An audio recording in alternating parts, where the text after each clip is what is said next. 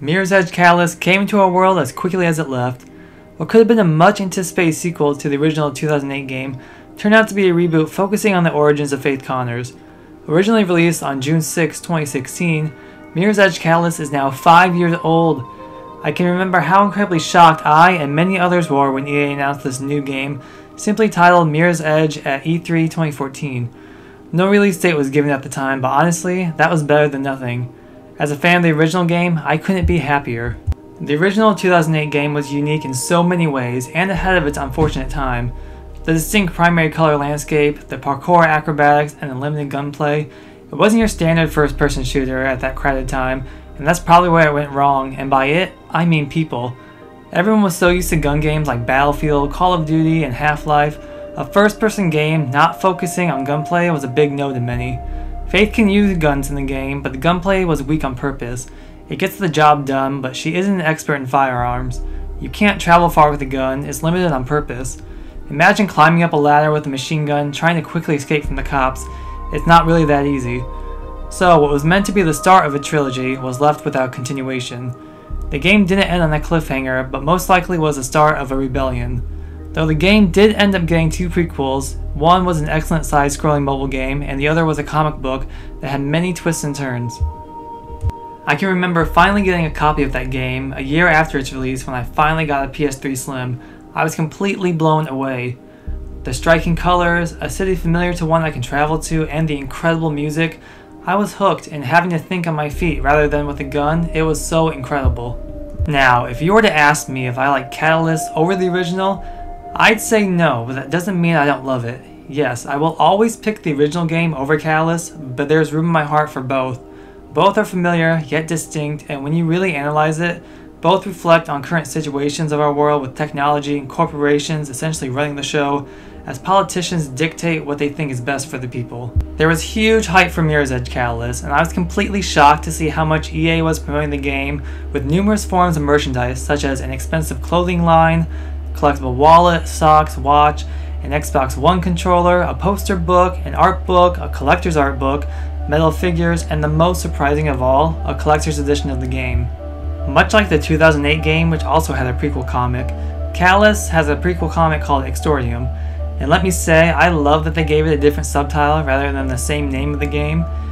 It was released and helped explain many elements that we see in the game, and even if you don't read the comic, what you see in the game is enough without this added explanation. The comic features highlights like why Faith was in prison and her debt to Dogen. If you can grab a copy of this complete paperback, it's an excellent read. It has really nice artwork with very clean lines and it's so professional looking. Plus, a similar but new version of Celeste from the original game makes an appearance. To add to this promotion, in May 2016, a television show based on the Mirror's Edge franchise by EA and Endemol Shine North America was announced, but as of 2021, it has since made no progress. But just to put it out there, as a screenwriter myself, I would love to write a Mirror's Edge film. I have an exciting original story that would blend elements of the original game and Catalyst for both newcomers and fans alike. With the right director and a unique cinematic take on the film, it could look very beautiful and artistic. But with all that set aside, let's talk about the main feature, Mirror's Edge Catalyst.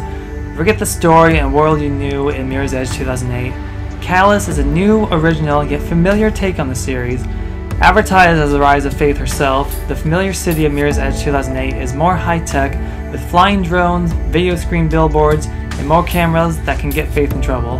Controls are similar, and Faith boasts new climbing animations and gains in grappling ability, which has its moments but can disrupt the flow of running. Her appearance is reminiscent of 2008, but her style is more modern and sleeker with a distinct edgy bob cut, and her primary colors, red, white, and black, are throughout her outfit, rather than in sections. Her iconic eye tattoo is present, but her arm tattoo doesn't come in until the end of the game, having more purpose than before.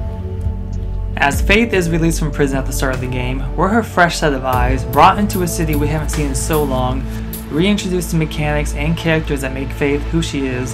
What's really cool about Catalyst is that it has so many nods to the original game, and it's clear that the original was inspiration.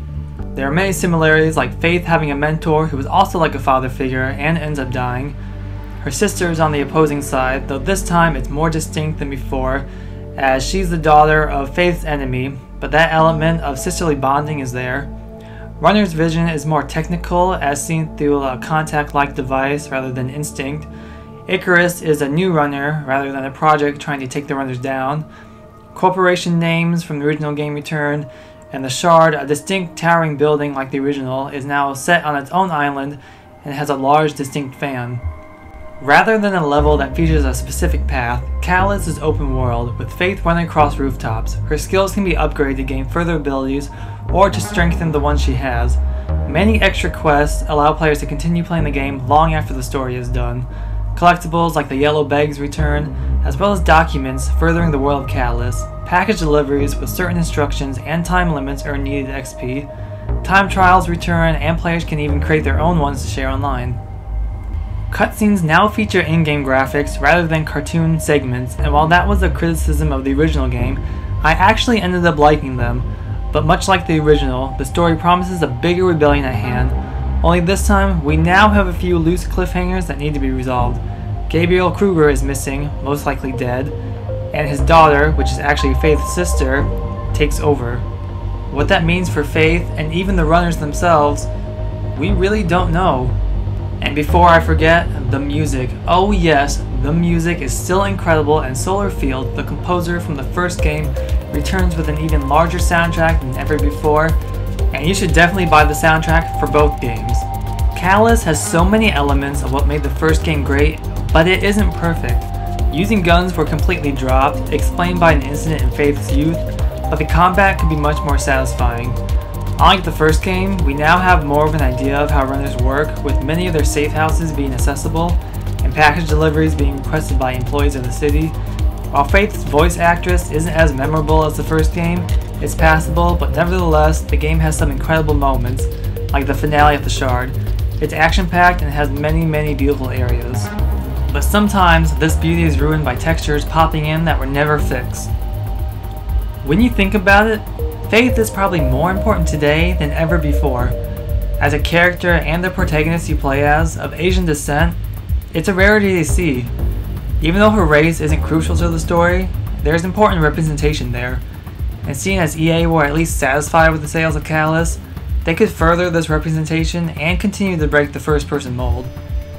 Mirror's Edge Callus isn't as beloved as the original, but still a solid entry in a genre still dominated by first-person shooters. 5 years is a long time these days to go without a sequel, and while the future is uncertain, what is certain is the need for Faith's story to continue. Like the original, Callus gave us the promise of another entry. With EA having a new stance on studios making the games they want and a recent love for single-player titles, there's always hope for a sequel. Every game deserves a chance to improve on its predecessor. Maybe the trip back to the City of Glass is more on the horizon than we know, but please EA, it's time. I'm pretty sure the answer is obvious, but do you think Mirror's Edge Callus deserves a sequel? Let me know in the comments, and please like, subscribe, and ring that bell. It'll all help me grow my channel.